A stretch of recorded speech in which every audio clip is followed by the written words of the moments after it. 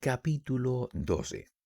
Aunque Gregor se decía una y otra vez que no iba a ocurrir nada extraordinario y que solo se iban a cambiar un par de muebles de sitio, pronto tuvo que aceptar que ese ajetreo de las mujeres, sus pequeños gritos y el arañar de los muebles en el suelo suponían un barullo que se cernía sobre él desde todas partes, y tuvo que aceptar, por mucho que retrajera las patas y la cabeza y se aplastase contra el suelo, que no iba a soportar todo aquello mucho más tiempo.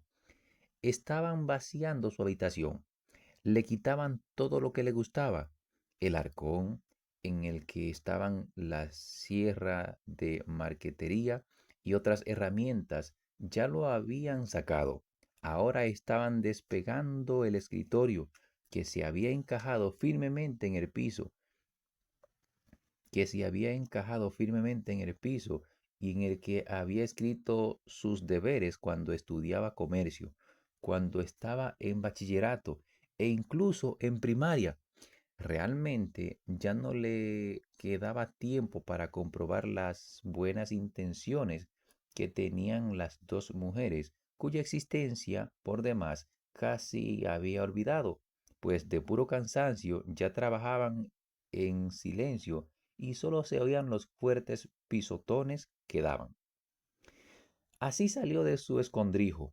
Las mujeres estaban en la habitación de al lado, apoyadas un momento en la mesa para recuperar el aliento. Cambió 4 veces la dirección de su correteo, pues realmente no sabía qué debía salvar, pues realmente no sabía qué debía salvar primero, y de pronto vio colgado en la pared, por lo demás ya vacía, el cuadro de la dama forrada de pieles. Trepó a toda prisa hacia él y presionó su cuerpo sobre el cristal, que le retuvo y calmó el ardor de su vientre. Seguro que nadie le quitaría al menos este cuadro que ahora Gregor cubría con su cuerpo. Giró la cabeza hacia la puerta del cuarto de estar para observar a las mujeres cuando volvieran. Apenas se habían concedido descanso cuando ya estaban de vuelta. Grete rodeaba a la madre con el brazo y casi la estaba sosteniendo. ¿Qué nos llevamos ahora?, preguntó Grete mirando a su alrededor. Sus miradas se cruzaron de pronto con la de Gregor, que estaba pegado a la pared. Grete logró dominarse solo gracias a la presencia de la madre. Inclinó su cabeza hacia ella para disuadirla de mirar alrededor y le dijo, aunque temblorosa y sin pensarlo, ven, ¿qué te parece si volvemos un momento al cuarto de estar? La intención de Grete estaba clara para Gregor. Quería poner a salvo a la madre y después hacer que él bajase de la pared. Que lo intentase si quería. Que lo intentase si quería. Él estaba sentado sobre su cuadro y no lo soltaría. Prefería saltarle a Grete a la cara. Pero la madre de Grete habían, pero las palabras de Grete habían inquietado bastante a la madre, que se puso a un lado. Vio la enorme mancha marrón sobre el floreado papel de la pared y antes de ser siquiera consciente que lo que veía era Gregor, gritó y exclamó con voz ronca, ¡Dios mío! ¡Dios mío! Y cayó sobre el canapé con los brazos abiertos, como dándose por vencida, y ya no se movió. Oye, Gregor, exclamó con el puño levantado y lanzando miradas de reprobación. Desde la metamorfosis eran las primeras palabras que le dirigía directamente. Se fue corriendo a la habitación de al lado para buscar alguna esencia con la que poder reanimar a la madre de su desmayo.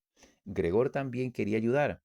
Había tiempo para rescatar el cuadro, pero estaba muy pegado al cristal y tuvo que despegarse de un tirón. Entonces también fue corriendo a la habitación contigua, como si pudiera darle a la hermana algún consejo, como hacía antes, pero tuvo que mantenerse detrás de ella sin hacer nada. Mientras ella rebuscaba entre diversas botellitas, se asustó cuando se dio la vuelta. Una botella cayó al suelo y se rompió. Un fragmento hirió a Gregor en la cara y algún tipo de medicina cáustica resbaló sobre él. Grete, sin detenerse más tiempo, cogió todas las botellitas que pudo y corrió con ellas hacia la madre, cerrando la puerta con el pie. Gregor había quedado apartado de la madre, quien quizá por su culpa estaba al borde de la muerte. No podía abrir la puerta si no quería espantar a la hermana, que debía quedarse con la madre. Ahora no podía hacer otra cosa más que esperar, asociado, acuciado por los autorreproches y la preocupación, comenzó a reptar y pasó así por todas partes, por las paredes, por los muebles y por el techo de la habitación, hasta que finalmente, en su desesperación, cayó en medio de la gran mesa cuando toda la habitación empezó a darle vueltas. Gregor pasó un rato allí sin moverse, agotado. A su alrededor reinaba el silencio, y quizá eso era una buena señal.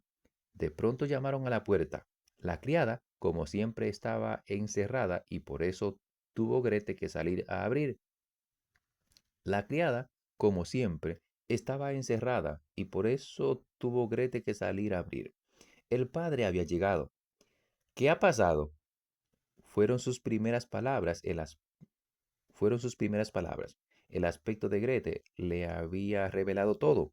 Grete le contestó con voz sorda, mientras, al parecer, presionaba su cara sobre el pecho del padre. Madre se ha desmayado, pero ya está mejor. Gregor se ha escapado. Me lo temía, dijo el padre. Os lo dije muchas veces, pero vosotras, las mujeres, no queréis escuchar. Gregor comprendió que el padre había interpretado mal el breve comentario de Grete y seguramente creía que él había cometido algún acto violento. Por eso, ahora tenía que calmar a su padre, pues no tenía tiempo ni posibilidad de aclararle las cosas. Huyó hasta la puerta de su cuarto y se pegó a ella para que el padre, al entrar desde el recibidor, pudiera ver enseguida que Gregor tenía las mejores intenciones de volver de inmediato a su habitación y que no era necesario empujarle para ello, sino que bastaba con abrir la puerta y enseguida desaparecería. Pero el padre no estaba de humor para notar esas sutilezas. Ah, exclamó, exclamó nada más entrar con un tono a la vez furioso y alegre. Gregor apartó la cabeza de la puerta y la levantó hacia su padre. Realmente no se había imaginado a su padre como lo veía ahora de pie ante él, aunque en los últimos tiempos, debido a su nueva actividad trepadora, había dejado de ocuparse de lo que pasaba en el resto de la vivienda. En realidad, debía haber estado preparado para estar, en realidad, debía haber estado preparado para encontrar cambios en la situación. Aún así, aún así, ¿seguía siendo esa persona su padre? El mismo hombre que antes permanecía enterrado en la cama cuando Gregor salía en un viaje de negocios, que al volver por la noche le recibía en pijama desde la poltrona, que no era capaz de levantarse, sino que como gesto de alegría solo levantaba los brazos, y que durante los raros paseos que daban juntos algún que otro domingo al año y en los festivos más importantes, durante los que andaba despacito flanqueado por Gregor y la madre, caminando cada vez más despacio, envuelto en su viejo abrigo, colocando siempre con cuidado su bastón para avanzar y que, cuando quería decir algo, casi siempre se detenía y reunía a su alrededor a los que iban con él.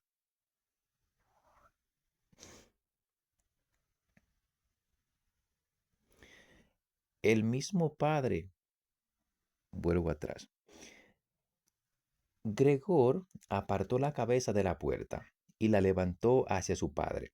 Realmente no se había imaginado a su padre como lo veía ahora, de pie ante él, aunque en los últimos tiempos, debido a su nueva actividad trepadora, había dejado de ocuparse de lo que pasaba en el resto de la vivienda. En realidad, debía haber estado preparado para encontrar cambios en la situación. Aún así, ¿seguía siendo esa persona su padre? El mismo hombre que antes permanecía enterrado en la cama cuando Gregor salía en un viaje de negocios, que al volver por la noche le recibía en pijama desde la poltrona, que no era capaz de levantarse, sino que como gesto de alegría solo levantaba los brazos, y que durante los raros paseos que daban juntos algún que otro domingo al año, y en los festivos más importantes durante los que andaba despacito flanqueado por Gregor y la madre, caminando cada vez más despacio envuelto en su viejo abrigo, colocando siempre con cuidado su bastón para avanzar, y que cuando quería decirle casi siempre cuando quería decirle algo, casi siempre se detenía y reunía a su alrededor a los que iban con él